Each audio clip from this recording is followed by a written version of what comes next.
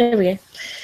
Good morning, good afternoon, good night, wherever you are in the world, and welcome to another scene for Living World of Darkness, camera and Anok venue, I guess, even though we don't be Anoks.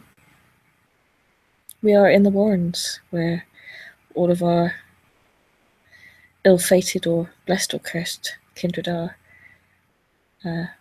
being stationed at the moment.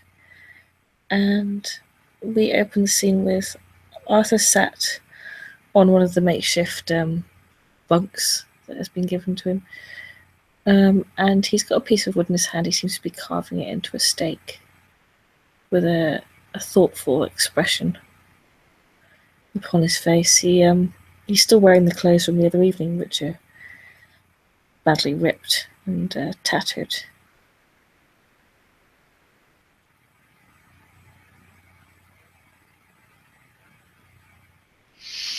And I guess Nikki's in the same room, and she's messing with her phone to see if she can get some sort of signal, but she doesn't seem to be getting one because they're way underground. And her phone is actually on its last leg of battery as well.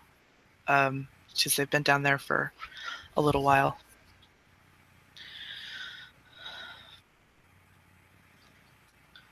Arthur looks she's now up. She's taken off all of the armor and stuff that she had on too, so she's just wearing like jeans and a t-shirt, tennis shoes. Yeah, Arthur looks up at her from sort of under his hair. And he doesn't say anything at first, he just sort of looks at her fiddling with the phone. And then when she breaks eye contact with the phone, he'll try and catch her eye contact.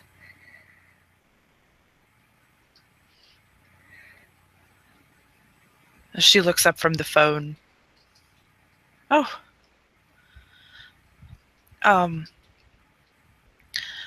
What you doing there? Just keeping myself occupied. Yeah, my phone's probably gonna die.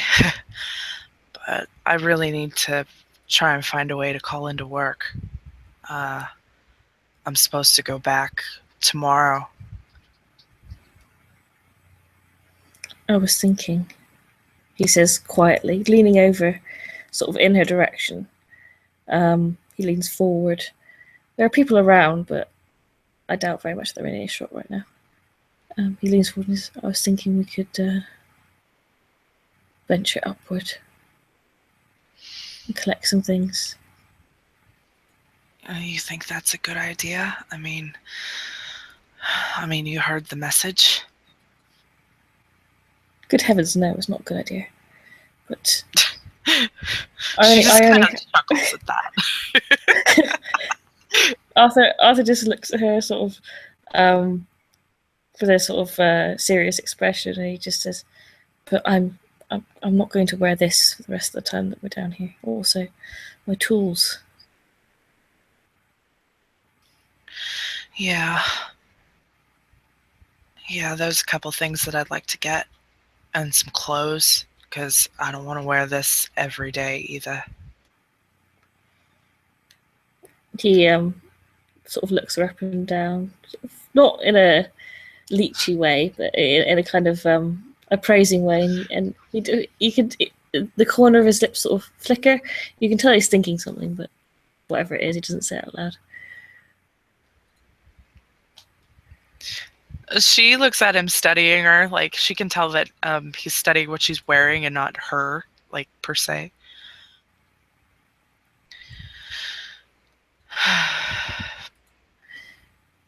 He reaches under his mattress and pulls out the gun.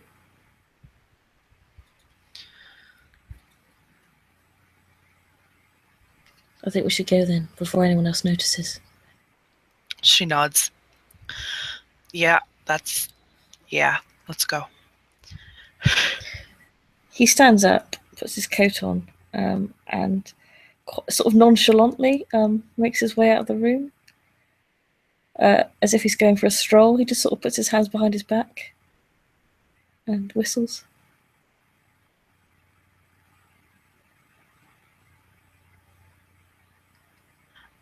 She doesn't like directly follow. She'll, give a few seconds head start, give him so that it doesn't look like that they're, stuck like glue or anything. But she'll follow him out.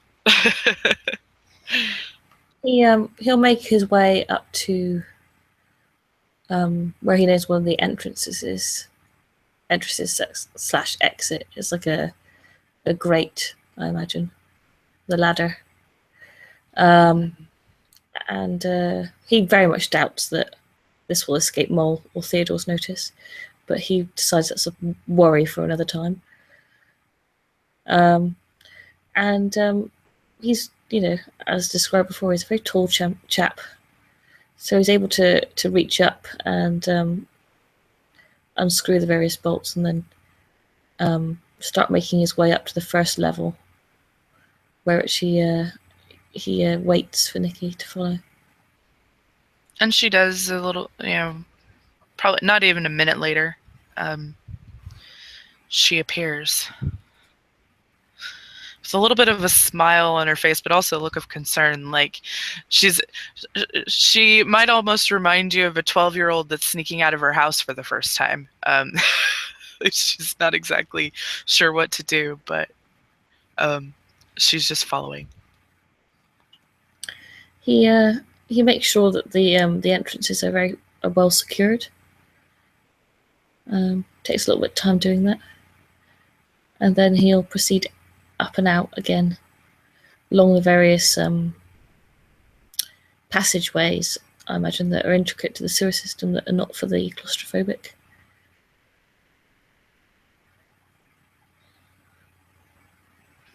I'm so glad this character doesn't have claustrophobia. Yeah, my previous character did. One of my which previous wouldn't have gone characters. Well. Yeah, mine did too. He makes his way. Eventually, they get to the surface, and he will immediately make a roll, which I really hope I don't fail.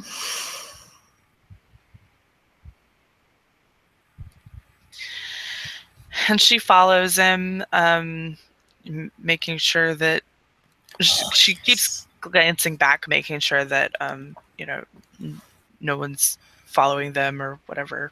Just kind of out of a little bit of paranoia. The first thing that Arthur does is this is his hunting roll. Okay. So I'm assuming that we're using these dex stealth things to move along without being noticed.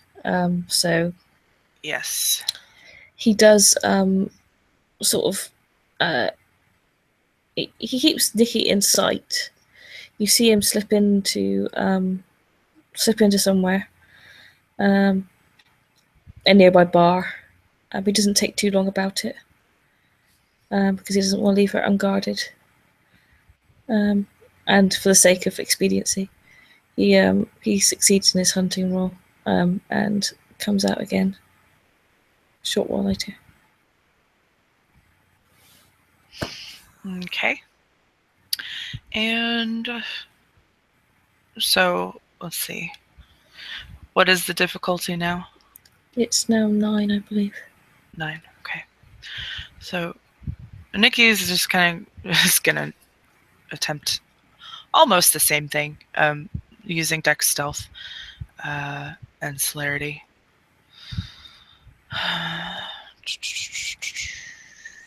Come here, dice. Come here.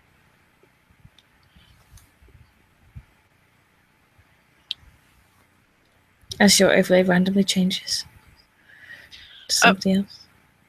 What the heck?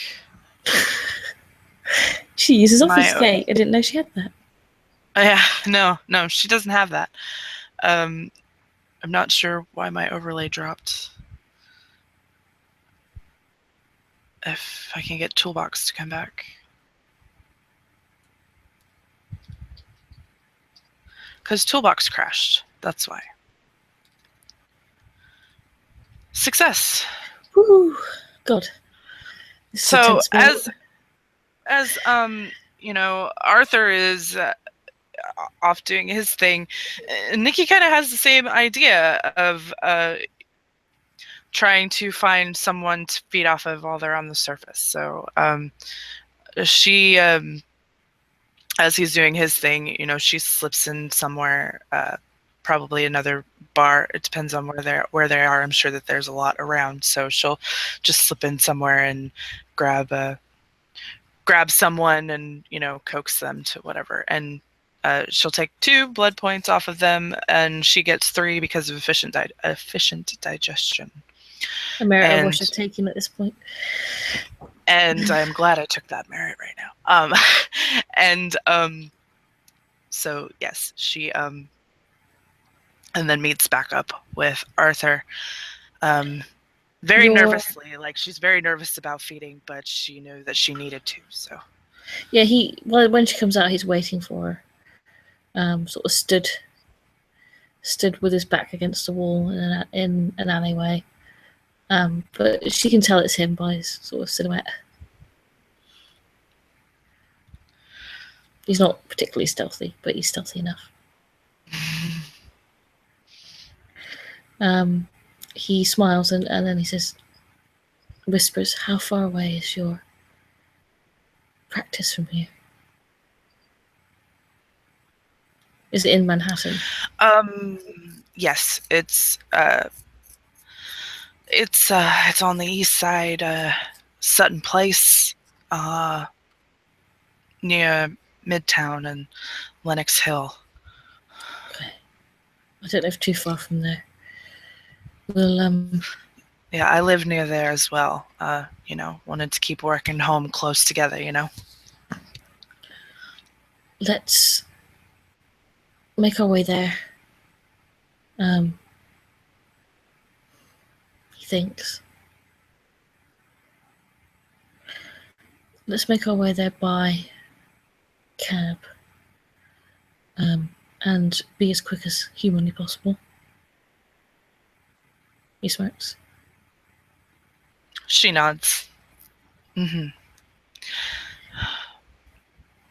He calls for. He checks that his coat is buttoned up, so that it doesn't show that his shirt is ripped. Well, there might be questions, and he will call them a cab, which they get into, and drive to Nikki's place first.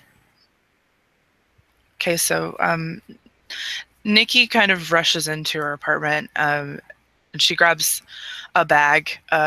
It's not like a giant duffel bag or anything. She'll grab just a backpack, and she'll throw in a couple of shirts, an extra pair of pants, and she's going to grab her throwing knives that she owns as well and toss them in the bag. She's also going to grab some supplies that she has stashed in her apartment from work, blood bags and IVs, syringes, things like that to extract blood, to maybe she thinks that might be useful at some point to have those. And she looks in her fridge to see if she still has some blood stockpiled from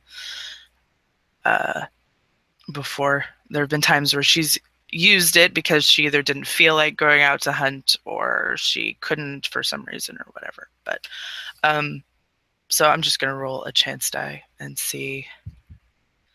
She does. So there are a few bags in there. I'm not going to say an outrageous number, but we'll just say like 10 that she has in her fridge that she shoves in there as well. And then she comes back out with a backpack on her back. Arthur just sort of stands there patiently. He's armed and he doesn't take his gun out or anything, but he is quite obviously watching. He isn't sure whether or not our havens have been compromised, so he is sort of guarding her back. And then they get back into the cab and drive to his place, which is not particularly far away.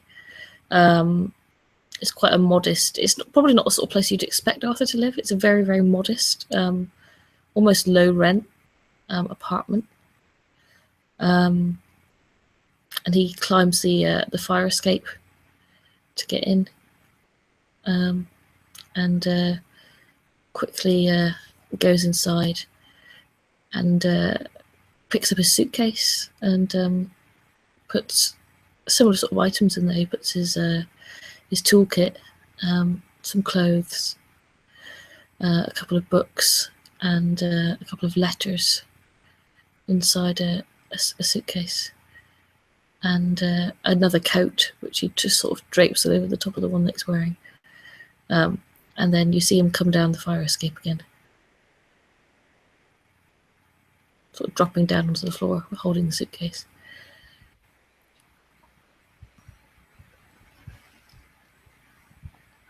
Alrighty. Yeah, one can't survive without my tweed. Oh, almost forgot, he says, putting the case down, quickly running up to the fire escape again, reaching through the window, grabbing a pipe off the desk and bringing it down.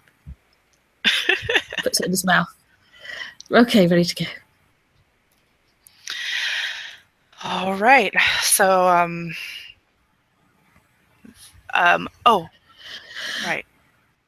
She takes her phone out to see what.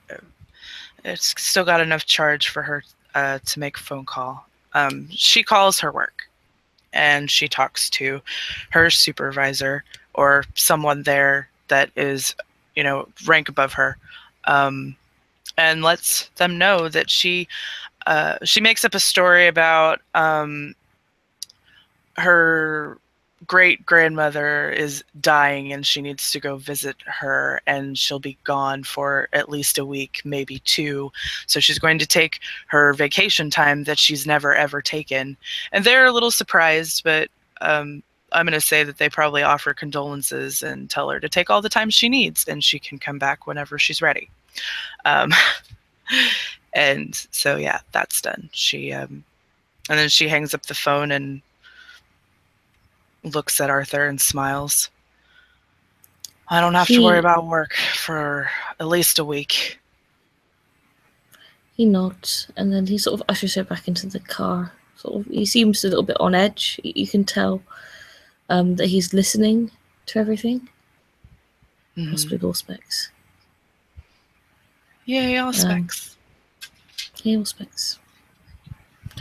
They get back into the cab, drive back to the Warrens, or nearby. He makes sure they get out a couple of blocks away, and then they walk through some back alleyways. He doesn't say anything to her during this period. He waits until they get inside the first layer of sort of sewer grates, and he's secured the top before he'll speak again. And he looks a little bit more relaxed once they get inside. And he says, if I didn't mention it before, I'm pleased that you were there the other day. She smiles. I'm glad that you were there as well. That was something. Huh. I guess when all this horrible mess is over, I owe you another dance. She actually kind of blushes at that, which she can because she has blush of health. So you see just a little bit of color come across her cheeks if you can see it, because I'm sure it's dark. But if you have Auspex on, you can probably see it. And she kind of gives a little bit of a giggle. Sure, I wouldn't mind. He smiles and he makes his way. I guess they progressed back to the Warrens, and hopefully no one spotted them. He's sort of looking around for a tutting regent. So he looks around for the regent like, I really hope she didn't notice. You will notice that Nikki's backpack is very heavy. She shoved everything that she could in there, and it's very heavy. So, and a few bags of blood weighs a lot. Anyway, so yeah, she'll and as they get closer to where they need to be, she'll mention to Arthur, if we can get a hold of some people, maybe I can get some blood from them to store. I grabbed some stuff from my apartment that I had there from the hospital. He gives her sort of a what's the best way to describe it? A kind of look, I suppose. He sort of looks at her and he says, "I'd be very careful, my dear, about revealing that you may have stocks upon you at this time."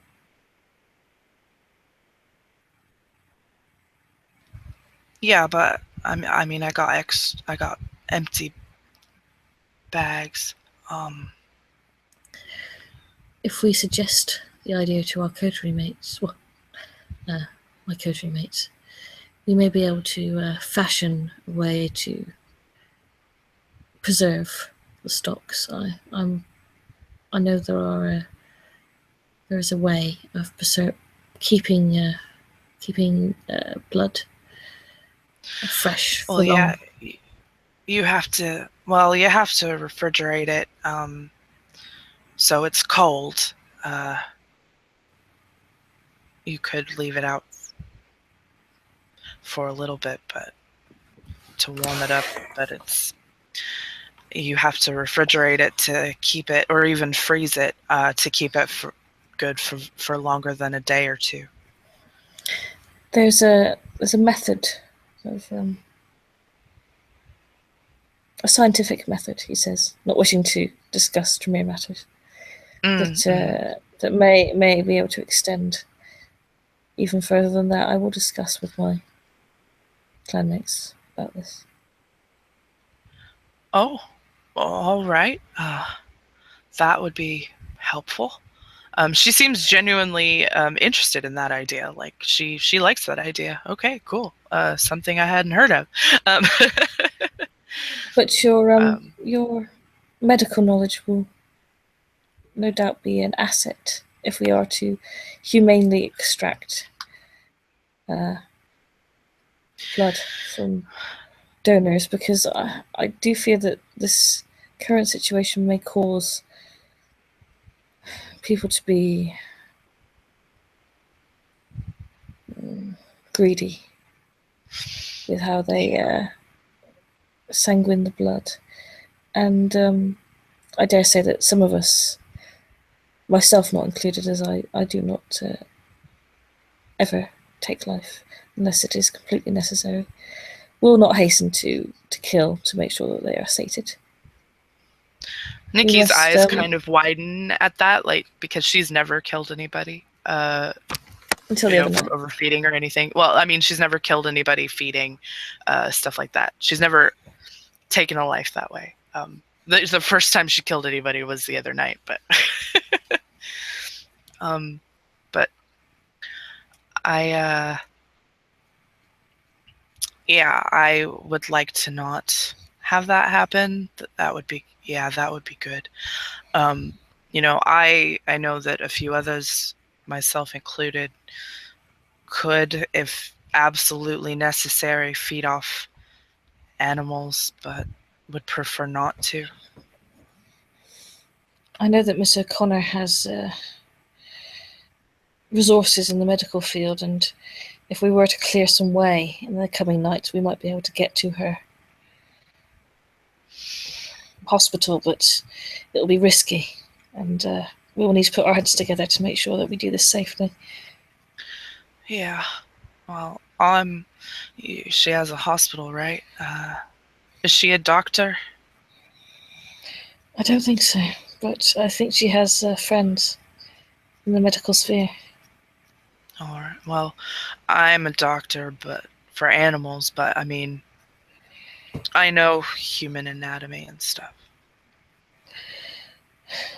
There's one thing that my dear Lady Sire taught me about Sabbat warfare, and it's that this kind of siege, they're counting on us to be starved out and start attacking each other.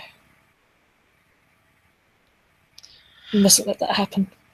No, we can't let that happen. I will do everything I can to make sure that that doesn't happen. We'll be careful, but we'll try and keep our people fed.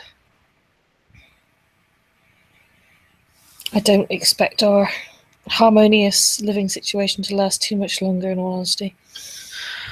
No. Close quarters. Bunch of starving kindred is not a recipe for pleasantries for long. We were not bred to live in such conditions. Unlike the Sabbat, who seem to... He thinks about using the word orgy, but then realizes he's speaking to a lady and declines using that term of phrase in her presence. They participate in more pack-like behaviours, and I will not see us degenerated to that level of living. We will endeavour to make some scientific waves in adapting to our new situation. I agree with you. I like the way you think, Professor. She says that kind of coyly. He doesn't blush because he has no blush of health. he smiles. He gives her a broader smile than his previous smiles. And he says, "You may call me Arthur if you wish." All right, Arthur. He smiles again because he likes the way she says it.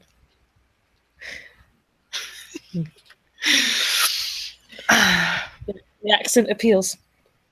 I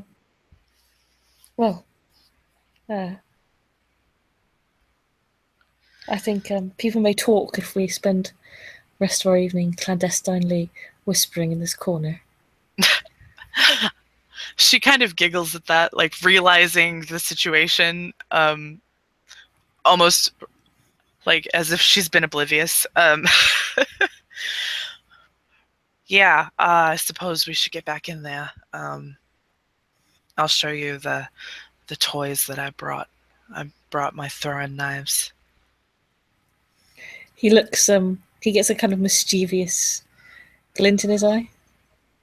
This is when weapons tend to be mentioned, he gets a whole different kind of expression. Something that genuinely excites a scientist.